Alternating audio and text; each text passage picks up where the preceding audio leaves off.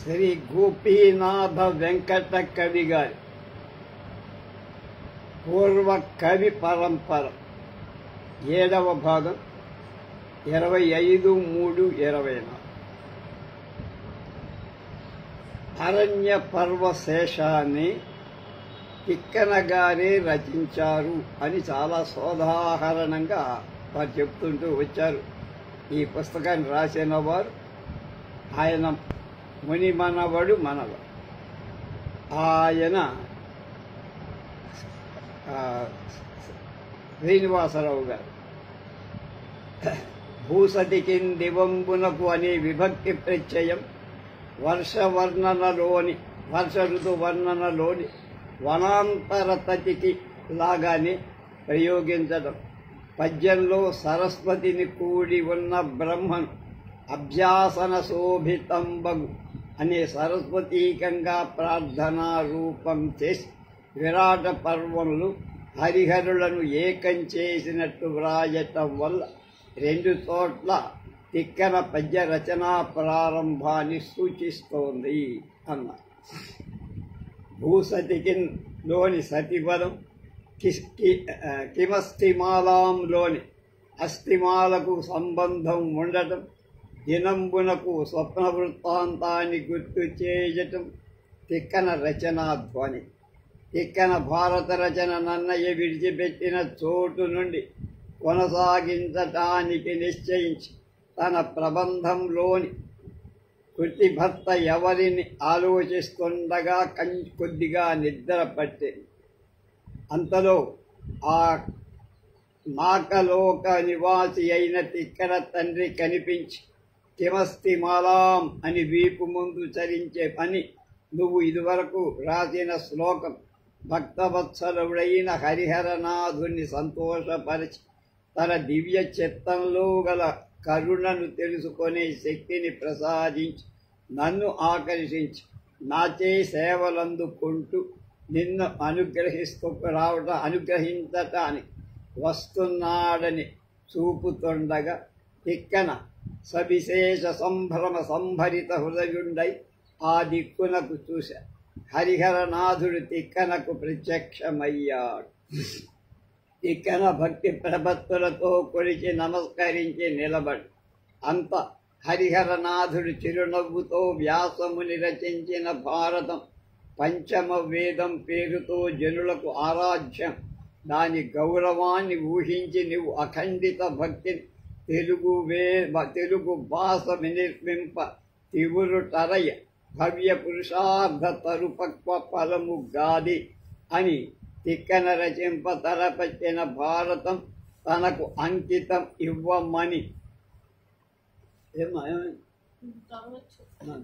పెట్టేసాయి. మొత్తం పిల్ల పెట్టి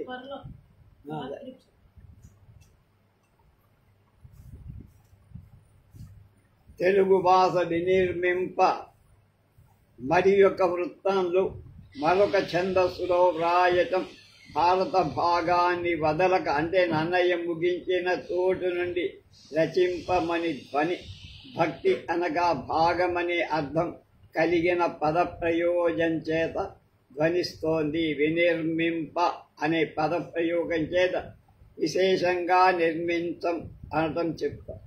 నన్నయ్య విడిచిన భాగాన్ని అరణ్య పర్వశేషాన్ని మొదలు పెట్టేటప్పుడు ప్రారంభంలో అతుకల బొంత వలే కాక అంతకు ముందరి నన్నయ్య రచనతో సరితూగి రచనా భేదం కలబడకుండేటట్లుగా రచించటం కూడా తిక్కన నన్నయ్యలాగా రచిస్తాడన్న భావాన్ని విశేషంగానే చెప్తారు. విశేషమే కదా. అంత తిక్కన తనకిచ్చి మహిమ లభించునా? భగవంతుని మహిమ ఆలోచనకైన అందని ఎంత ప్రభావము కలిగిందని ఆశ్చర్యపడి హరిహరనాథునితో అన్ని ప్రాణులలో జీవించు దేవా, నీ కరుణ అనే పాల సముద్రంలో నా మనస్సును మహావిస్తారంగా ఉంచటం ఆశ్చర్యం కదా. నీ కరుణ వలననే కదా వ్రాయగలిగా. నా జన్మాంతర దుఃఖాలు తొలగేటట్టుగా చేయమని కోరు. అప్పుడు పని అయింది, పండి పని అది దానికి ఇన్సూరెన్స్ లేదు, అందుకు ఆగిపోయింది. ఆ విషయం మనకు చెప్పరు. కట్టారా? కట్టిన అవుతుంది, అది అవుతుంది. హరిహరనాథుడు జనన మరణాలు అయిన సంసారం నుండి తొలగే మార్గాన్ని చూపించాడది మాయమై. కనుక భారత రచన దినాలలో తండ్రిని ఆంధ్ర ప్రపంచానికి సంతోషాన్ని కలిగించి హరిహరనాథుని తోడగానే ప్రయోగించిన సవిశేష సంభరిత హృదయుండలై అనే సమాసంలోని మొదటి పదమైన సవిశేషం తిక్కన షష్ట్యంత రచన ముందరి వచనంలో ప్రయోగించి చెప్పారు. సంభ్రమాన్ని అంతఃసన్నిధి కలిగించుకొని రచించిన మూడవ హరిహరనాథ ప్రసక్తి పద్యాలకు అన్వయించారు.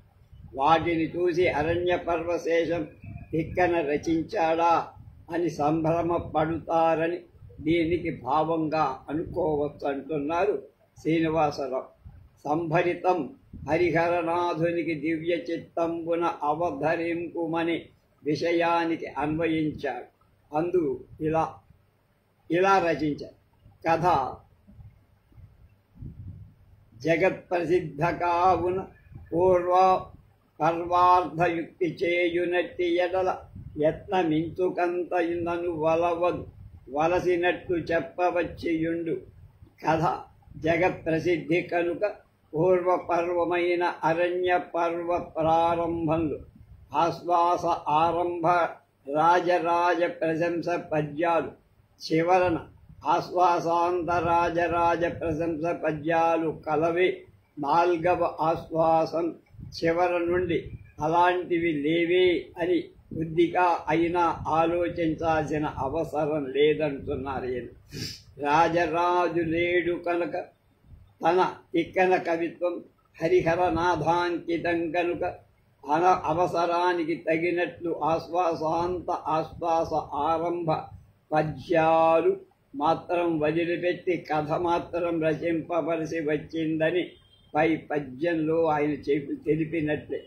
కనుక ఇందులో కొద్దిగా కూడా అని తెలపటం వల్ల నన్నయ్య కంటే భిన్నమైన తన రచనా భేదం తేలికగా తెలుస్తుంది. కనుక దానిని గురించి పరీక్ష ఏమాత్రం అనవసరమని జగత్ప్రసిద్ధమైన కథ ముగింపు ప్రారంభం మాత్రం చూసుకొనితే చాలునని చెప్పి తన రచనను ధ్వనింపచేశారు.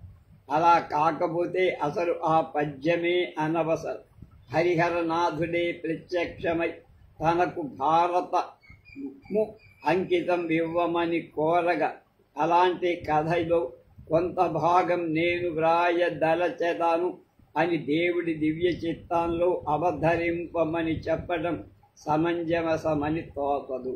పై ఆశ్వాసారంభ ఆశ్వాస అంత పద్యాలు లేకపోవడం చూస్తే ఎర్రన ప్రతి తాళపత్రంలో కొన్ని పద్యాలే ఉంటాయి కనుక ఇందేమైనా తాళపత్రాలు పోయాయా? ఆశ్వాసారంభ ఆశ్వాసాంత పద్యాలు లేవే.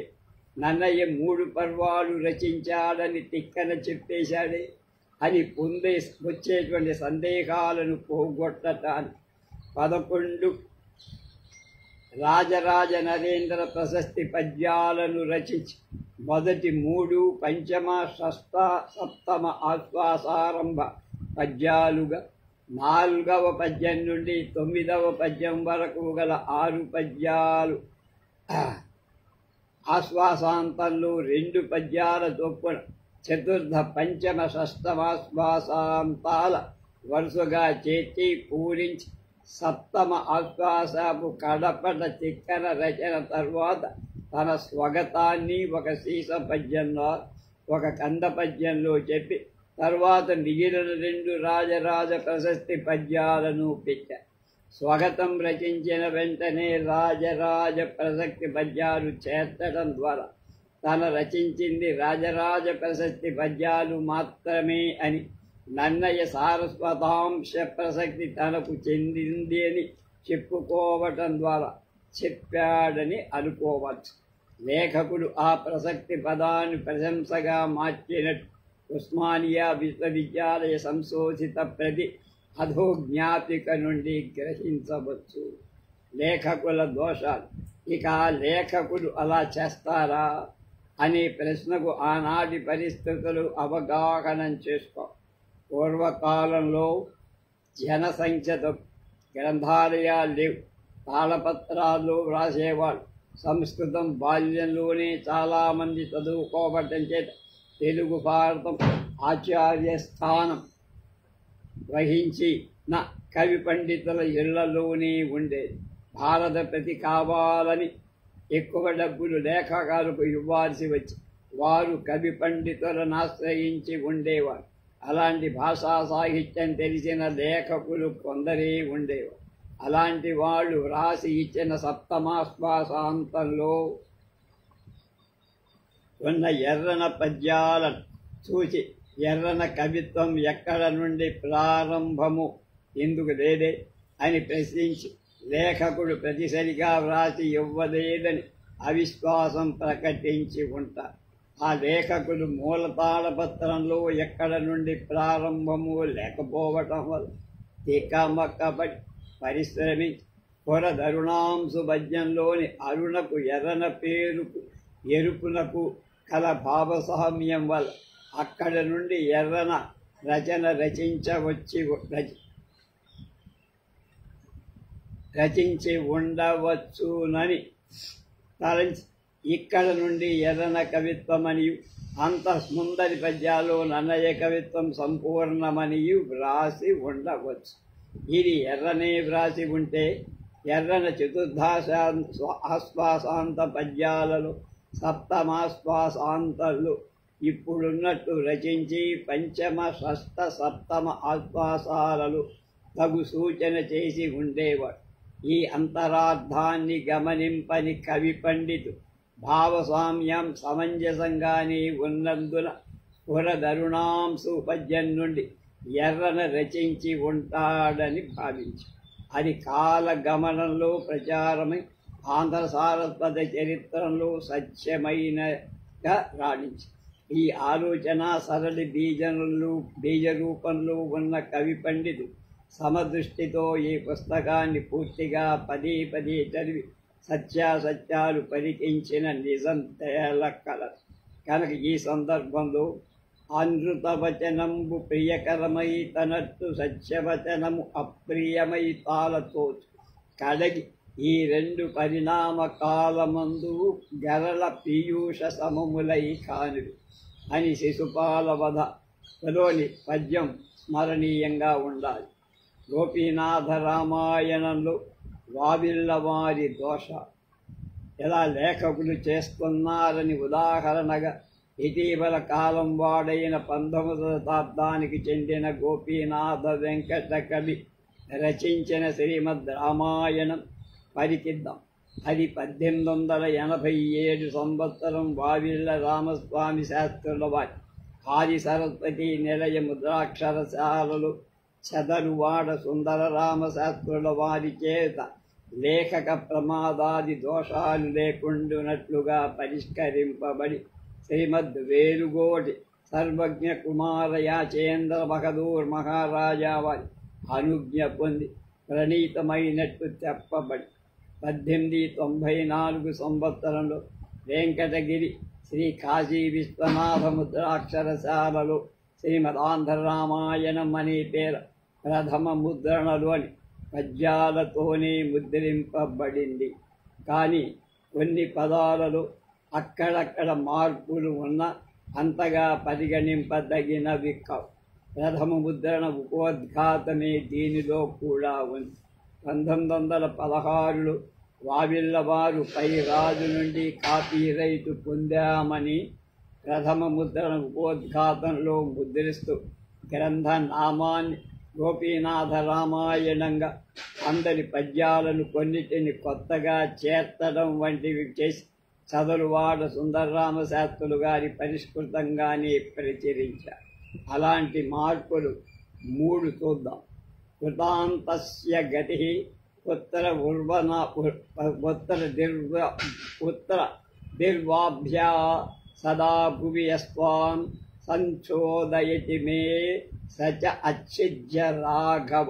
అయోధ్యాకాండం 24 నుంచి 35, 24వ అధ్యాయంలో 35 అని కౌసల్య శ్రీరాముణ్ణి అడవికి పంపేటప్పుడు చెప్పే శ్లోకాన్ని వెంకటకవి గారు కుడువుము గట్టుము పెట్టుము ముడువు మనుసు గరుపవది మునుకొని నేనే ఎడయని కరుగ మనవలను కడు దుష్కర మహక కాలగతి నేమందున్.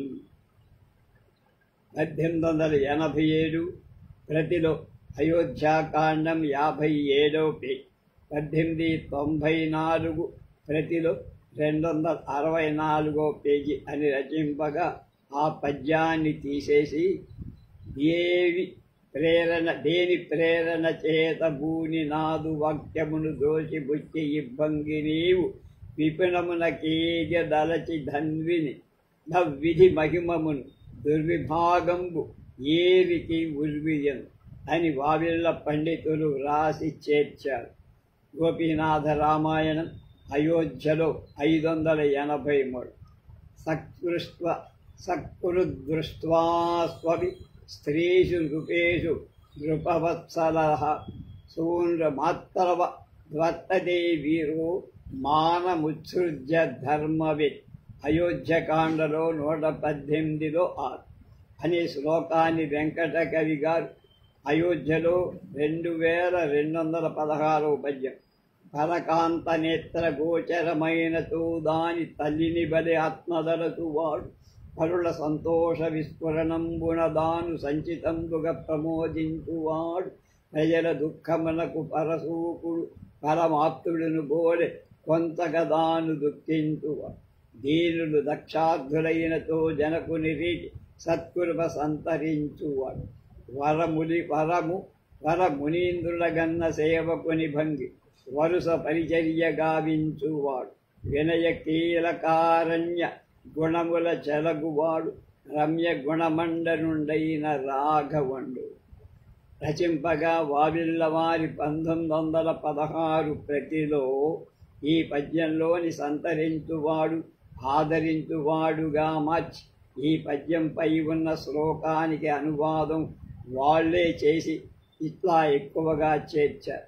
చితిపతి ఒకరికైన నుతినించిన కాంతలందు మానము విడితా పితృభక్తిరతుడు రాముడు సతతంబును మాతృవృత్తి చరించ రహిన్. గోపీనాథ రామాయణం అయోధ్యలో 22:15 పద్యం. యుగవత్పతమాజ్నచ్చ యుగవచ్చ హతైరుషం యుగవత్పతిశతైస్తైవ వికీర్ణా వసుధా భవత్. అరణ్యకాండంలో 25వ అధ్యాయం 40వ శ్లోకం అనే శ్లోకాన్ని అంటే వాల్మీకి శ్లోకాన్ని వెంకటకవి యుగవత్పతిత శరంబుల యుగ తత్పరమాన దారుణోరు శరముల మృగ తత్ప్రహిత శరంబులంయుగ ప్రహిత శరంబుల జగతి పరిస్థీర్ణమయ్యే సౌందరముగరగిన్. 1887 ప్రతి అరణ్య పర్వం 41వ పేజీ. 1894 ప్రతి అరణ్య పర్వం 62వ పేజీ రచింపగా దాన్ని తీసివేసి ఈ కింది పద్యాన్ని వేశారట వారు. ఏమది? పడుతున్న రాక్షసుల చేయబడిన మహాదారుణలకు నవలాదులచే పడనున్న వారి చేతను బుడమి పరిస్థీర్ణమయ్యే బులుపుగనంతను. అరణ్య పర్వం 420. అంతేకాక అనేక పద్యవచనలోని పదాలను మార్చి వాల్మీకి వాడిన పదాలే వెంకటకవి వాడిన వాటిని మార్చడం చాలా చిత్రంగా విచిత్రంగా విశేషంగా. 1887 1894 ప్రజలలో శ్రీరామచంద్ర పట్టాభిషేక ఘట్టంలో క్రింది పద్యాలు 2 శేష పద్యాలుగా విడగొట్టి తాము రచించిన పదాలనే చెప్పి చేర్చారు వాళ్ళు. శత్రుఘ్నుడు ఆనంద సహితుడై పాండురఛత్రంబు బట్టి ప్రసన్న బుద్ధి ఇరువంక శశినిభ చామరంబుల బీచిరి కవి దైత్య విభులు శతదళ సంయుక్త చారు చామీకర మయ సరోరుహ వరమాలికయున్ దతరత్న కలితము ముక్తాహారమున సంగే చక్కెర చోజితుడై పరిసెనుండు దేవ గంధర్వగానముల్ దివి జలంగే సంతసంబున సంసర కాంతలెల్ల చెరగి నృత్యంబు చేసిరి చిత్రగతుల ఘోరముగ మ్రూసి దేవ దుందుబులునప్పుడు అఖిల సస్య సమృద్ధయై అలరి ధరితాత్రి ఫల సమృద్ధియుగనే పాదవంబులెల్ల దివిలి సోమముగాగ గంధవంతంబులయ్యే శ్రీ రఘుధ్వగు పట్టాభిషేక వేళ అనే పద్యాలను వావిళ్ళవారు ఇట్లా 2 సీసాలుగా చేశారు. ఎట్లాగా భూరి మోదమున తాంబూల కరండము వహించి సేవించే భరతుడు లక్ష్మణుండును ధర్మ లక్ష్మణ వ్యంజనంబు భక్తితో కరముల బట్టి వెసరి శత్రుఘ్నుడు ఆనంద వందన సహితుడై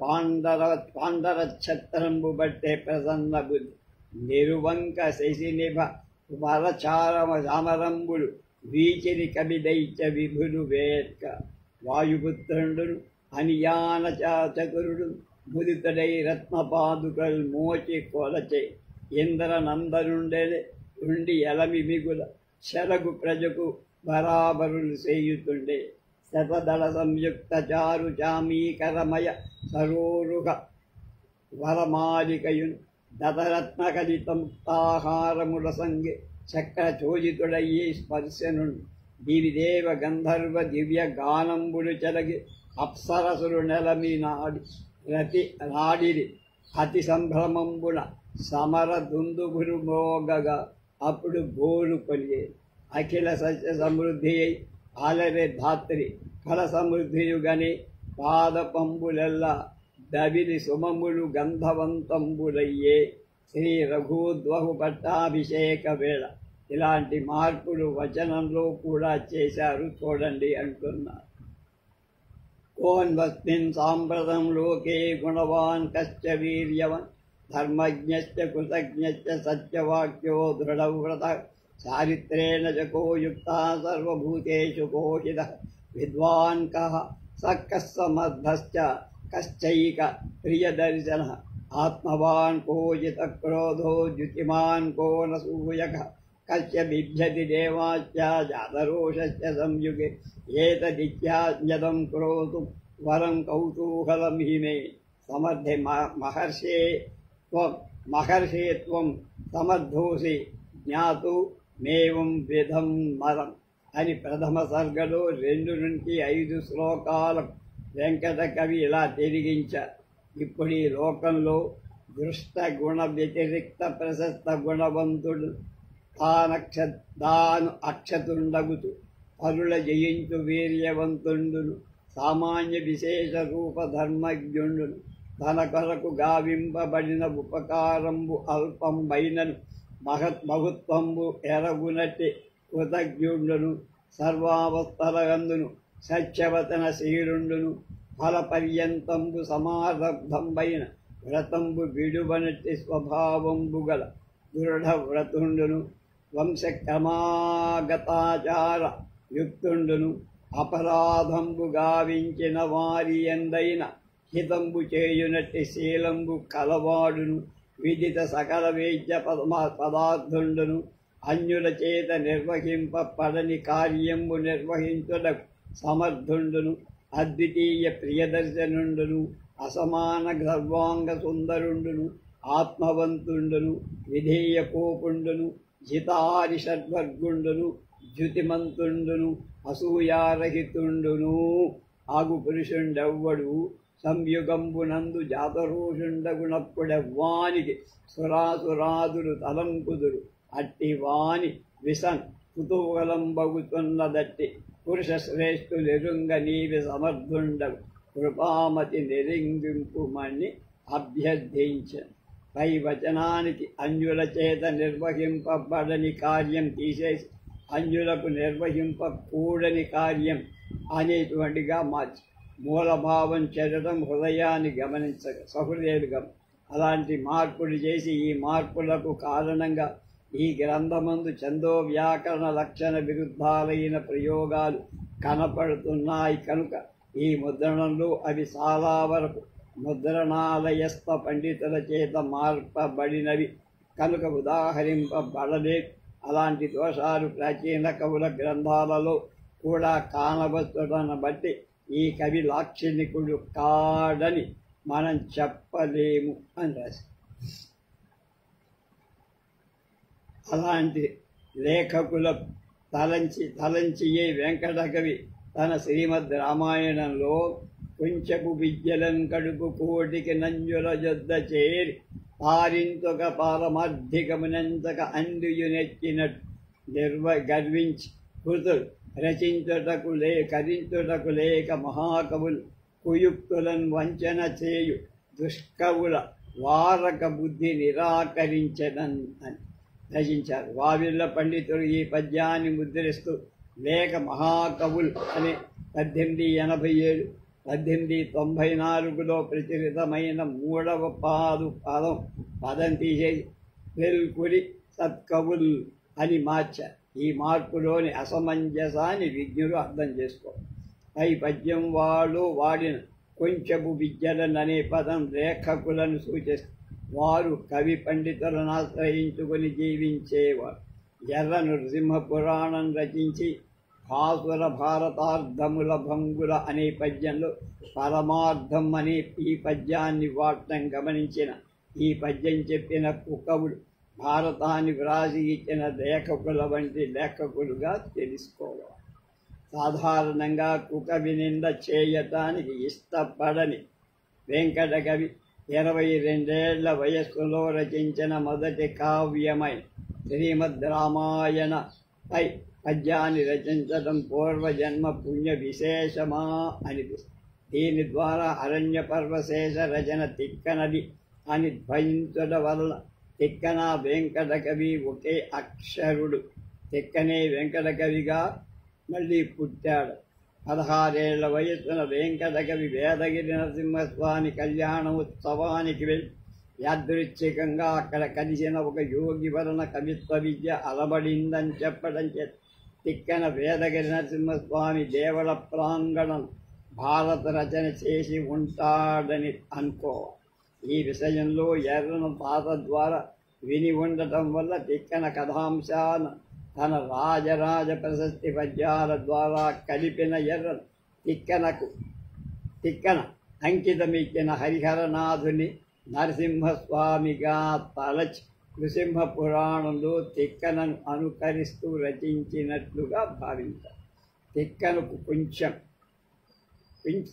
కొంచెం నిద్రించే సమయంలో స్వప్నం వచ్చి తిక్కన తండ్రి కనబడగా ఎర్రను నృసింహ పురాణంలో నిమీలిత నిక్షుడై ఉన్న క్షణంలో స్వప్నం వచ్చి తన తాత కథలో కనపడి తిక్కన పంచముఖుడు పంచాక్షరీ మంత్ర సంకేతంగా 5 షష్ట్యంత్యాలను భారత విరాట పర్వంలో హరిహరాంకితంగా వ్రాయగా ఎర్రన నృసింహ పురాణంలో హరికి హరుడికి ఇద్దరికి సంకేతమైన షష్ట్యంశాలను అంటే హరుని ఏకదశ రుద్ర సంకేతమైన ఏకాదశి రోజున యోగ నిద్ర నుండి హరి మేల్కొనటం సుప్రసిద్ధమే కదా.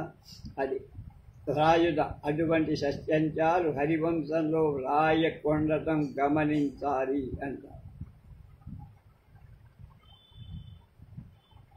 ఏలు వెన్నపంపు సేయు తరంగున అంతఃసన్నిధిం కలిగించుకొని మహాకావ్యంబు అర్థంబు సంగతంబు చేసద అని తిక్కన భారతాన్ని రాయగా ఏను వెన్నపంపు సేయంగల లక్ష్మీ నరసింహావతారంబను పురాణ కథకు ప్రారంభం ఎత్తిదనిన అని నెర్రన నృసింహ పురాణాన్ని రచించారు.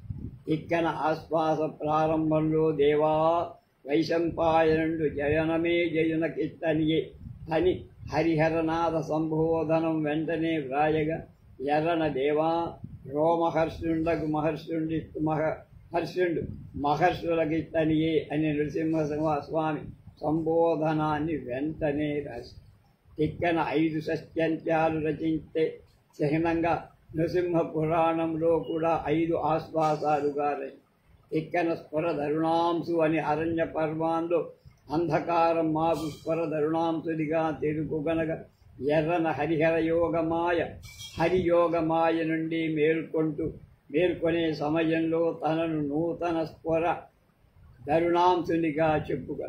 అంతేకాక నృసింహ పురాణంలో 3 పద్యాలు నన్నయ్య తిక్కనల్లి భారత కథాంశాన్ని రచించినట్టు రచించి ధ్వనించారు. హరివంశానికి నన్నయ్య ఒక పద్యంలో తిక్కనను, ఒక పద్యంలో వేర్వేరుగా వర్ణించట ఇక్కడ గమనాలు.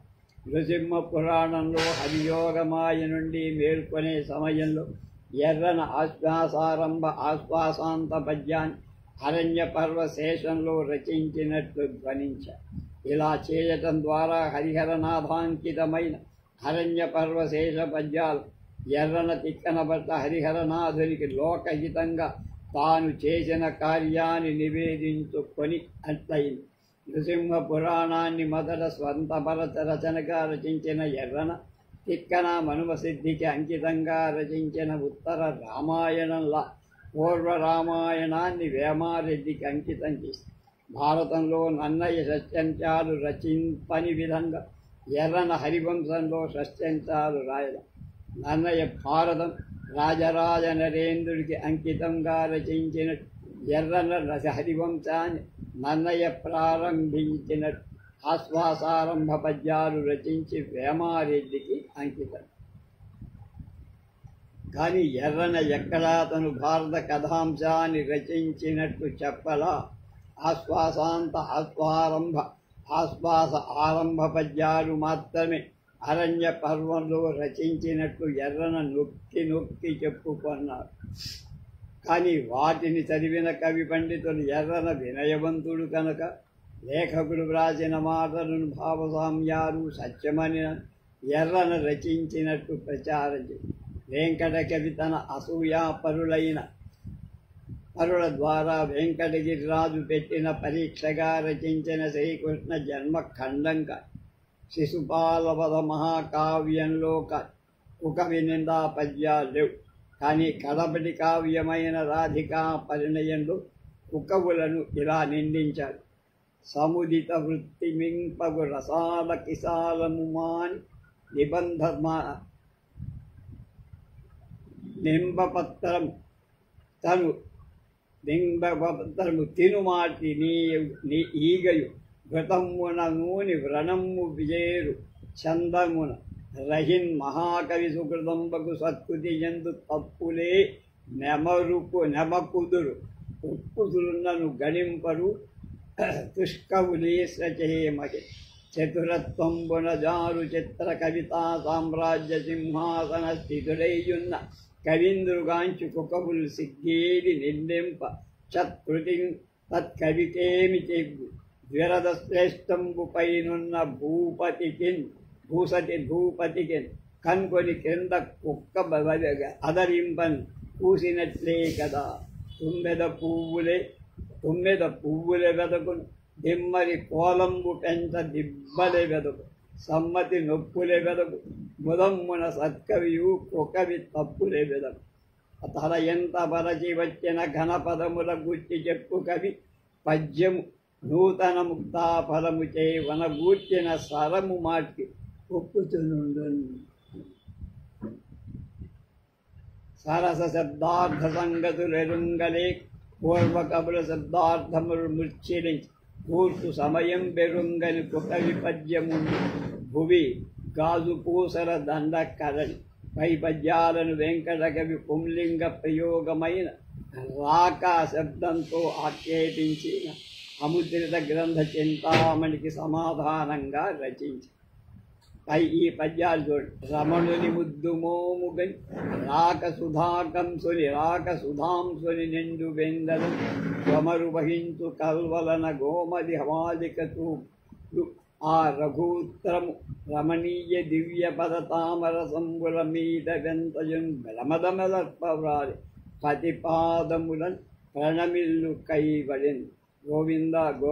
గోపీనాథ రామాయణం బాలకాండలో 12:90. రాకా శబ్దానికి పుంలింగ ప్రయోగం గీర్వాణ గ్రంథంలో లో ఉంది, అది ఆలోచించాలంటున్నా. తెలుగునందైనా ఒక్కండు తక్కినవన్యు స్త్రీరంగాలు గాని రాకాచంద్ర నిభాస రాకాచంద్ర బింబాసన్ రాకా నిశారాజశ్రీ నఖమైన మోము అని అనేక ప్రయోగాలు కనపడు.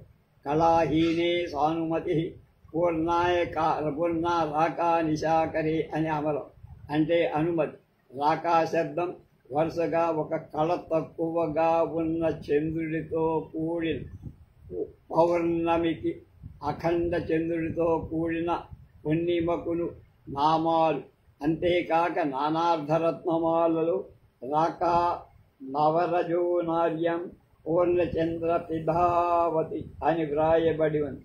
పూర్ణే రాకా నిశాకరి పూర్ణే అతిసారాత్రిచ్యుతే అంటే నిండు చంద్రుడు గల రాత్రి రాక అని చెప్పబడే అమర ప్రయోగం వల్ల రాకాచంద్రుడికి పరిపూర్ణత్వం సిద్ధమై ఉండగా మళ్ళా నిండు వెన్నెల అంటమెందుకు?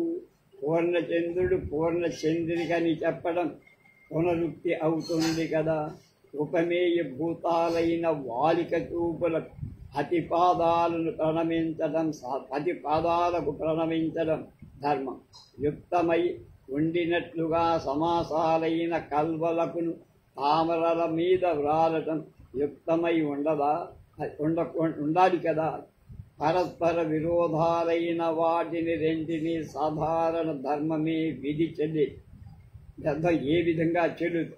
కొమరు వహించు కల్వలన కోమలి వాలిక చూపుల రఘుత్తము రమణీయ దివ్య పద సామరసంబుల మీద ఎంత భ్రమద మెలపవ్రాలి అని చెప్పడం కడు అక్కయంగా ఉన్నది.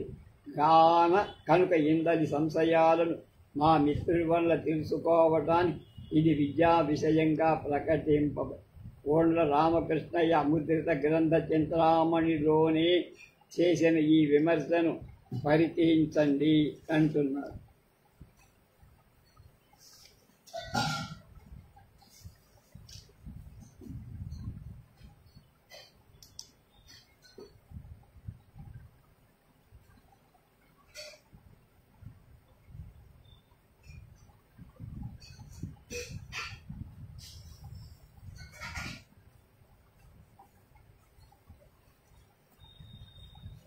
దశరథ కుమార వరుణి సౌందర్యవార్ధి కడలి ఎదురెక్కు మీనులో ఎనగ సీత వారు చూపులు పతి మీద వ్రాలినప్పుడు రాజుపై వ్రాలు ఘన చకోరముల కదలి. బాలకాండలో 1294 వెంకట కవిగా. ఈ పద్యంలో దశరథ వ్రాలిననే అలంకార సమాప్తి అవుతుంటే మళ్ళా సీతాదేవి వారు చూపులకు రాజుపై వ్రాలు ఘన చకోరాల కథని వేరెండు సమాసం ఇక్కడ పెట్టడం ఆంబ్రేడితం అంటే అనవసరం. ఆయన ఉపమాన భూతాలైన మీనులకు వాద్యందు అడరటం ఎదురెక్కడం సహజాలు కాని చకోరాలు చంద్రుడిపై వాలటం అప్రశస్తం కూడా. చరణ వ్యాప్తి చేత పరిపృప్తాలైన చకోరాలు చంద్రుడిపై వ్రాలటానికి కారణమేమిటి?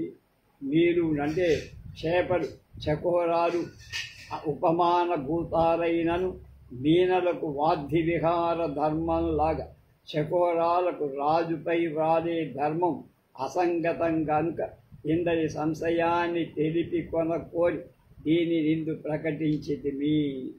అముద్రిత గ్రంథ చింతామణి సంపుటం 4 సంచిక 9 సెప్టెంబర్ 1918. కోండ్ల రామకృష్ణయ్య చేసిన ఈ విమర్శ సరైంది. రంగనాథ రామాయణంలో సీతా కళ్యాణ ఘట్టంలోని వర్ణనను వెంకయ్య శాస్త్రి గారు పద్యంగా రచించారు.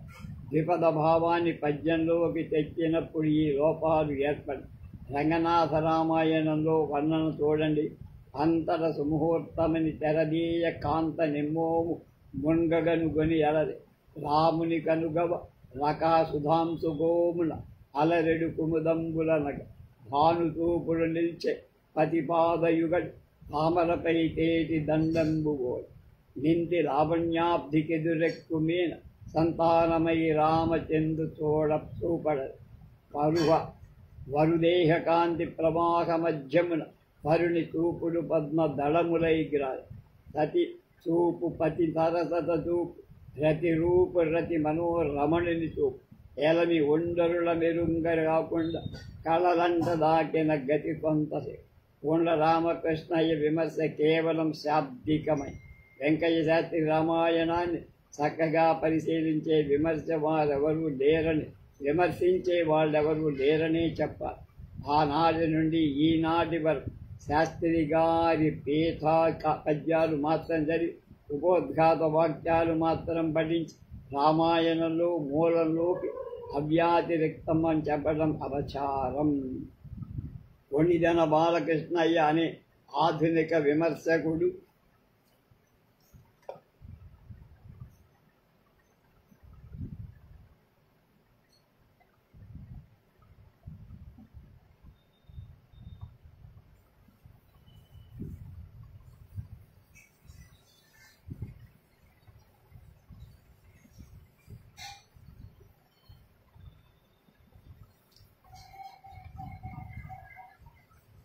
ఒకరు రాసిన ఈ 2 వాక్యాలు చూడండి. తెలుగున సమగ్రమైన రామాయణ లేని కొరత ఇంచుమించుగా గోపీనాథ రామాయణంతో తీరింది. ఇది తెలుగునకు ఇంకొక రామాయణం కావాలి అనవసరంగా తోపనీయకూడదు. అయినా ఈ గ్రంథం ఒకంత మూలాన్ని అతిక్రమించి గ్రంథకర్త స్వకీయాభిప్రాయాలతో కలిసి భాస్కరుని కవిత పారతంత్ర్యం ఎరగదు. గోపీనాథుని వాణి స్వతంత్ర పరతంత్రాలు రెంటిని అనుభవించటంలో నేర్పై. గోపీనాథుని పద్యాలు మాత్రం కొంత స్వతంత్రం, కొంత మూలానుసరణం, కొంత తలుక భాగవత పద్య అనుకరణం కలగటం చేసి లలితారై ఆంధ్రత్వ గౌరవానికి తగ్గి. ఆంధ్రపత్రిక సంవత్సరాది పత్రిక 1930. ప్రమోదూత కొణిదెన బాలకృష్ణయ్య ఆంధ్ర రామాయణం వ్యాసం. పేజీల కొద్దీ రాయకపోయినా ఈ విమర్శకుడు శాస్త్రిగాని అనువాద సరళిని ఆకలింపు తెచ్చుకొని చక్కగా చెప్పాడు. ఈనాటికి నేటికి వెంకయ్య శాస్త్రి గారి రామాయణంపై ఇంత చక్కని అభిప్రాయం చెప్పిన వాళ్ళెవరూ లేరు. ఇలాంటి ఆక్షేపణలకు వెంకటకవి రామాయణంలోనే ఇలా చెప్పుకున్నారు.